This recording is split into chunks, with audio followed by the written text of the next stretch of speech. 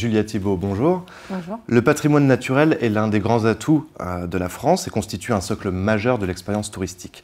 Comment peut-on concilier la préservation des écosystèmes et le développement touristique? Alors, au sein des parcs naturels régionaux, c'est notre priorité. C'est une de nos missions principales, en fait, de concilier à la fois un développement économique durable et la préservation des territoires. Et en matière de tourisme, on s'appuie beaucoup sur la marque Valeurs Parc Naturel Régional, qui est la marque nationale des parcs naturels régionaux. Et on fait en sorte que les acteurs du tourisme, en particulier, adhèrent à cette marque et travaillent avec nous à la préservation des territoires en étant éveillés sur le sujet. On entend beaucoup parler de durable, malheureusement ce n'est parfois que du marketing. Comment peut-on mobiliser les acteurs du tourisme pour que cela devienne une réalité? Alors justement, par le biais de cette marque, on a fédéré un réseau de 56 professionnels aujourd'hui, un réseau qui tend à se déployer, et on les fait se rencontrer et à la fois prendre la mesure des enjeux environnementaux du territoire du golfe du Morbihan.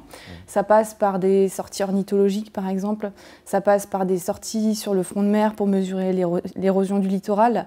Ça peut prendre aussi la forme d'ateliers pêche à pied pour savoir quels sont les bons gestes à respecter. Donc voilà, c'est par la pratique et par les sorties terrain qu'on amène les gens à se poser les bonnes questions et à les éveiller. Alors quelles sont les bonnes pratiques à respecter pour un usage responsable et durable? Alors c'est vrai que nous, de la part des professionnels du tourisme qui sont engagés dans la marque Valeurs Parc, on attend de leur part qu'ils soient même de passer les bons messages à leurs clients et du coup à dupliquer en fait ces messages auprès d'un plus grand nombre. Parmi les messages, ça va être en fait de provoquer aucun dérangement. Quand on est en situation d'observation d'oiseaux, c'est de rester à distance, de veiller au volume sonore qu'on produit, de ne pas provoquer d'envol. Ça va être, quand on pêche à pied, de récolter que la quantité suffisante qu'on va pouvoir consommer et pas de récolter pour qu'après ce soit perdu. De choisir des tailles de coquillages qui sont suffisamment grandes et de façon à ce que la ressource puisse se renouveler.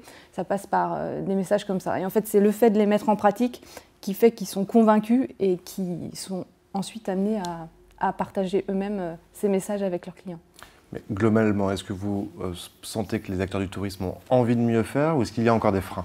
Alors nous, c'est vrai qu'on a la chance au Parc naturel régional d'avoir des professionnels qui viennent vers nous spontanément. On n'a pas besoin d'aller les chercher. Je pense qu'ils sont très intéressés par le réseau qu'on peut offrir dans nos sorties, par les sorties terrain, je vous en ai parlé, qu'on est amené à proposer.